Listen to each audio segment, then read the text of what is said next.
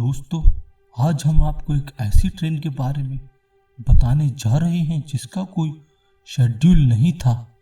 वह एकदम से दिखती थी और अगले ही पल गायब हो जाती थी, पर इसका जवाब किसी के पास नहीं था।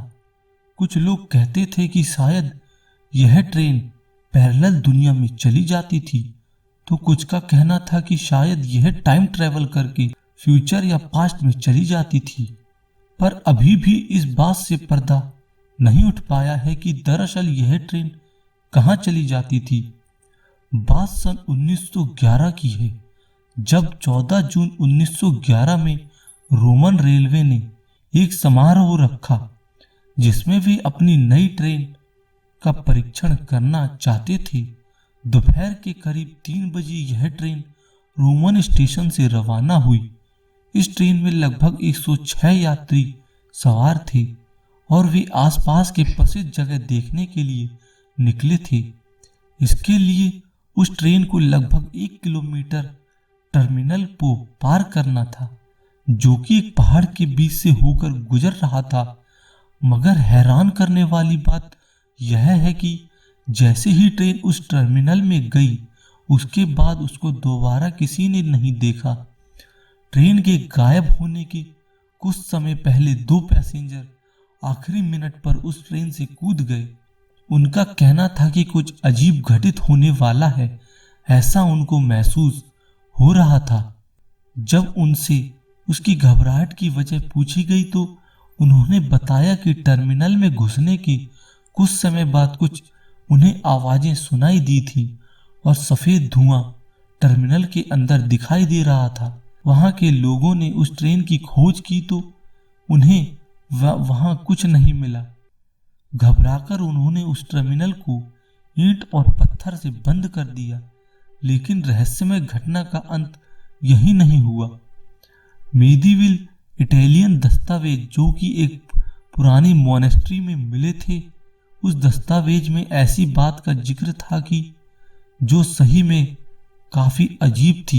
उन दस्तावेज के अनुसार मॉनेस्ट्री के सामने एक बार एक गाड़ी आके रुकी थी और एक पाइप में से काले रंग का धुआं निकल रहा था।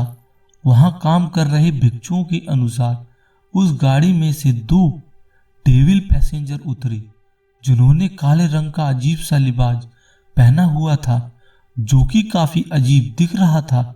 उन्हें देखकर भिक्षु काफी डर गए थे। जब उन दोनों पैसेंजर ने मॉनेस्ट्री के अंदर आने की कोशिश की तो वे उस मॉनेस्ट्री में प्रवेश नहीं कर पाए। कुछ समय बाद वो पैसेंजर उसी गाड़ी में वापस चले गए और एक धुएं में गायब हो गए। पर इस घटना का अंत यही नहीं होता। सक्सेनो जी एक साइकियाट्रिस्ट थे। 1840 में मैक्सिको में रहते थे और उनके पास उस समय में हुए सभी मेडिकल फाइलें थी। उसमें से एक फाइल के अनुसार वह के टाइल मेडिकल में एक बार 104 लोगों के मास्क मैग्नेट के कारण भर्ती किया गया था। और चौंकाने वाली बात यह थी कि उन सभी की स्टोरी बिल्कुल एक जैसी थी और यहाँ तक कि वो सभी पेशेंट इटालियन थे। सबसे ज़्यादा चौंकाने वाली बात यह थी कि उस समय के शॉपिंग रिकॉर्ड में किसी भी इटालियन का कोई नाम नहीं था जिसने मैक्सिको की यात्रा की हो। इस पूरी घटना की सबसे विचित्र बात यह थी कि उन सभी लोगों का कहना था कि वो सब रेलवे के रास्ते वहां से आए हैं और वो भी रोम से, लेकिन ऐसा हो नहीं सकता क्योंकि कोई भी उस बड़े ओनसेन समुद्र को पार करके कैसे रोम से आ सकता है। हम नहीं जानते कि उस ट्रेन और उसके पैसेंजरों के साथ क्या हुआ, कि वो लोग अपनी आम जिंदगी में वापस आए हो या नहीं। शायद हो सकता है कि वो घोस्ट ट्रेन अभी भी टाइम लूप में चल रही हो। तो दोस्तों, हम उम्मीद करते हैं कि आपको हमारा आज का ये वीडियो पसंद आया होगा।